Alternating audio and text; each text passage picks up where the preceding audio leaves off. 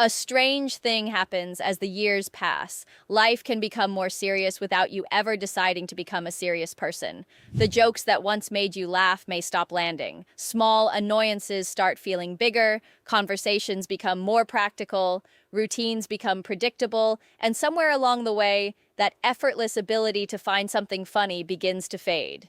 But humor is not just a personality trait. Your daily habits can influence your mood, stress levels, social connection, and even the way your brain responds to ordinary moments. Some habits quietly keep your mind flexible and playful, while others can train it to expect problems everywhere. In this video, you'll discover which everyday habits shape your sense of humor, what changes inside the brain when laughter becomes less frequent, the common mistake that makes people feel older and more emotionally tired, and simple ways to bring more lightness back into daily life. Stay until the end, because the final habit may be the one that matters most. One of the biggest influences on your sense of humor is something that seems completely unrelated to comedy: how much stress you carry every day. When your mind is constantly dealing with bills, work, family responsibilities, health concerns, unfinished tasks, or uncertainty about the future, your brain naturally becomes more focused on detecting problems. This is not a character flaw. It is a protective system. Your brain has networks designed to notice potential threats and prepare your body to respond. When stress stays high for too long, your attention can become narrower. You may become less interested in playful thoughts and more focused on what needs fixing. That is why someone can have a naturally funny personality and still go through a period where nothing seems amusing. The problem is often not that the person's humor disappeared. Their mental space became crowded. You may recognize this in yourself. A family member makes a harmless joke, but instead of laughing, you immediately think about the unfinished job. Someone tells a funny story, but your mind is somewhere else. A small inconvenience happens, and your reaction feels much stronger than it used to. The practical fix is not to force yourself to laugh. Instead, create small periods during the day when your brain does not have to solve anything. Sit outside for 10 minutes. Talk to someone you enjoy. Take a slow walk without constantly checking your phone. Let your mind wander. These simple pauses can give your nervous system a chance to move away from constant alertness. And that brings us to another habit that has a surprisingly strong connection with humor: isolation. As people get older, social interaction can sometimes shrink naturally. Children become independent. Work changes or ends. Friends move away. Daily routines become quieter. Quiet can be peaceful, but too much isolation can remove many of the spontaneous moments that create laughter. Humor is often social. A funny expression, an unexpected comment, a shared memory, or a ridiculous situation becomes much funnier when another person understands it with you. There is something powerful about laughing with another person. Your brain is not simply processing a joke, it is also processing connection.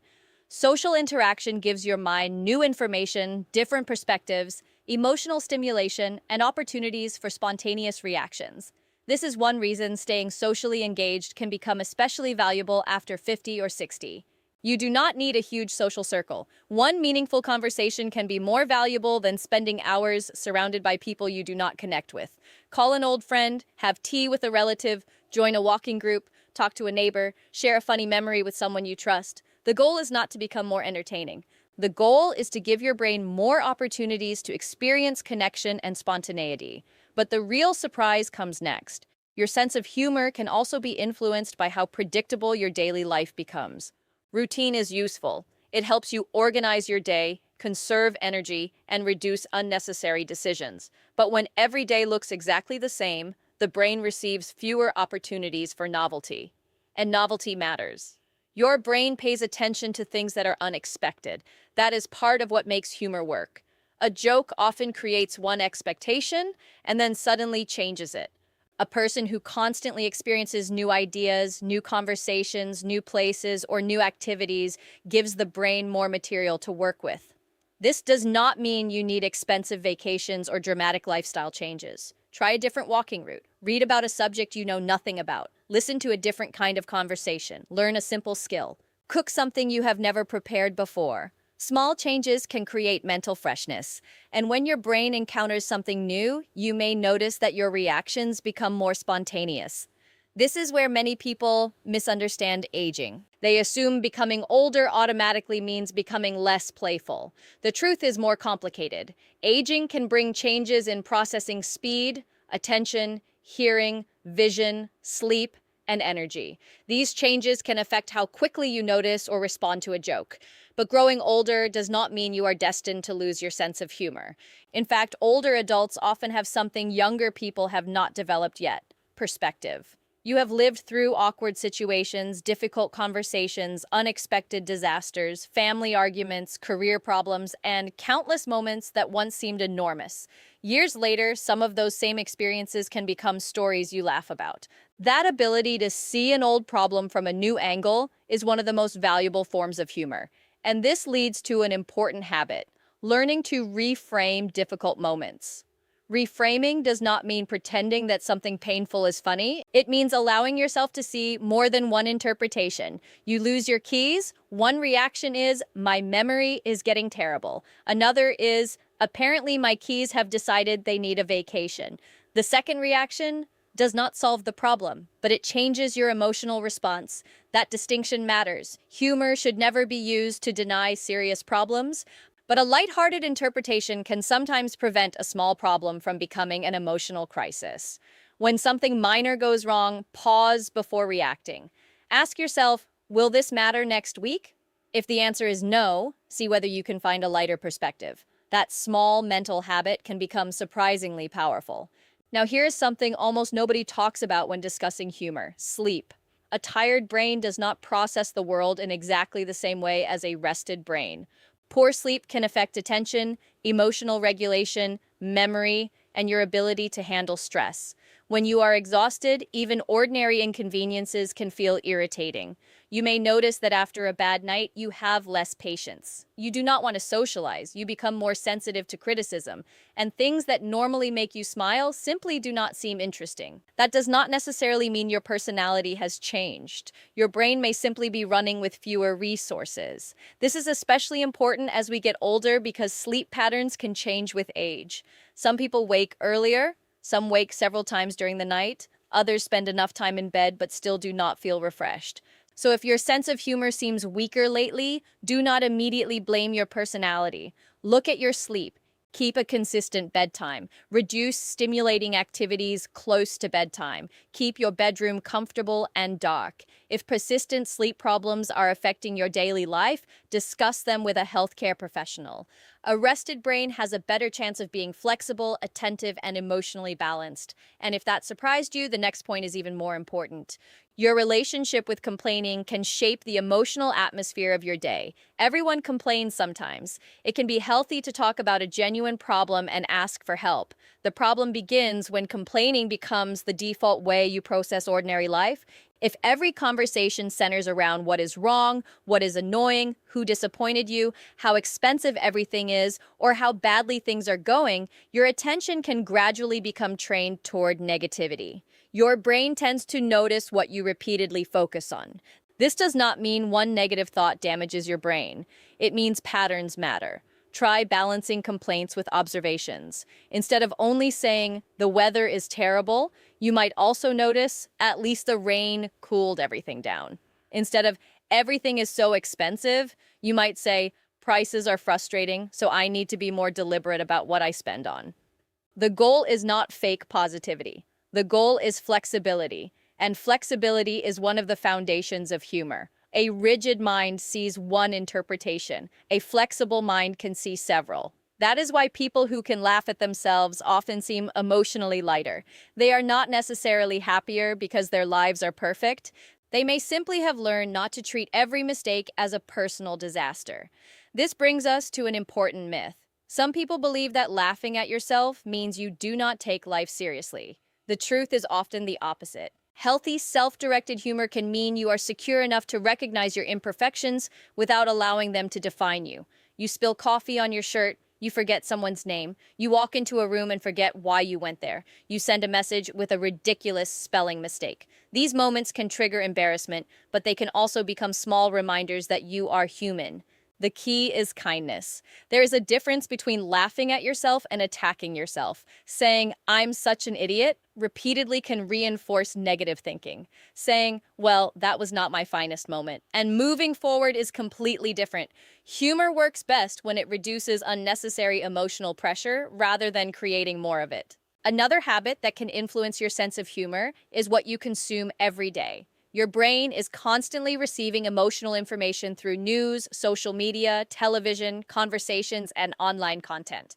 When a large portion of your attention is filled with anger, fear, outrage, and conflict, your emotional baseline may become heavier. That does not mean you should ignore the world. Staying informed is valuable, but constant exposure is different from being informed. Set boundaries around negative content. Give yourself time for music, comedy, nature, hobbies, conversations, books, or anything else that creates curiosity and enjoyment. Think of your attention as a limited resource. Where you repeatedly place it matters. And now we come to something particularly important after 50, movement. Physical activity is usually discussed in terms of the heart, muscles, joints, weight, and blood sugar. But movement also affects the brain and mood. Walking increases circulation. Your muscles use energy, including glucose from the bloodstream. Physical activity can support cardiovascular health and help regulate stress. And when your body feels better, your emotional world can sometimes feel more manageable. You do not need an extreme workout. A regular walk can be a simple starting point. Walk with a friend and the benefit becomes even more interesting. Now you have movement, conversation, fresh surroundings, and social connection happening at the same time. That combination can create exactly the kind of mental environment where humor naturally appears. But before you try to improve your sense of humor, there is one mistake you must avoid. Do not turn humor into another obligation. You do not need to laugh a certain number of times every day. You do not need to become the funniest person in your family. You do not need to pretend that everything is wonderful. The goal is not constant happiness. The goal is to maintain the ability to experience lightness when life gives you an opportunity. Sometimes that opportunity is a joke, sometimes it is a funny memory, sometimes it is a ridiculous mistake. Sometimes it is simply noticing that your dog, your grandchild, your spouse, or your friend has done something unexpectedly amusing. Leave room for those moments. And here is a simple bonus habit that can make this easier. Keep a collection of things that reliably make you smile. Maybe it is a favorite comedian, maybe it is an old movie, maybe it is a funny family story, maybe it is a collection of photographs, maybe it is a friend who always makes you laugh. You can return to these things when the day feels heavy. This may sound simple, but simple habits often work because they are easy to repeat. And consistency matters more than intensity. The bigger message here is that your sense of humor is not simply something you either have or do not have. It exists within a larger emotional environment. Stress can narrow your attention. Isolation can remove opportunities for shared laughter. Too much routine can reduce novelty. Poor sleep can affect emotional regulation. Constant negativity can train your attention toward problems. Movement can support brain and mood health. Social connection can create opportunities for spontaneous joy. And learning to reframe small difficulties can help you respond to life with more flexibility. None of this means humor prevents illness or guarantees better health.